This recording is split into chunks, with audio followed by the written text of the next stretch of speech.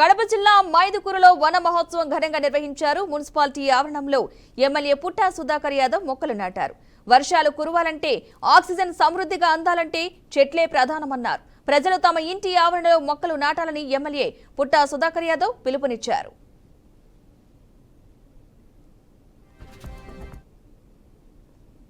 ఈరోజు రాష్ట్రంలో అంతలెక్కల వన మహోత్సవం స్టార్ట్ చేశాం.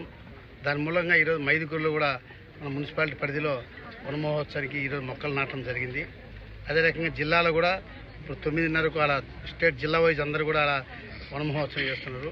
దాని భాగంగా వన మహోత్సవం అంటే ప్రతి ఇంటి దగ్గర ఒక మొక్క మొలిస్తే ఆ మొక్క వలన మన పరివార ప్రాంతం అంతా డెవలప్ అవుతుంది.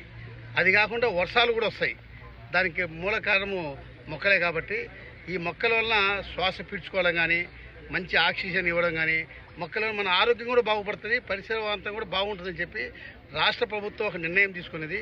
ఆ నిర్ణయం ప్రకారంగా ఈరోజు మొదలుపెట్టి కంటిన్యూ ప్రతి ఇంటింటి దగ్గరికి ప్రతి ఏరియాలో కూడా మొక్కలు నాటే ప్రోగ్రాము స్టార్ట్ చేశాము. ఈరోజు నుంచి కంటిన్యూ చేసుకుంటూ పోతారు.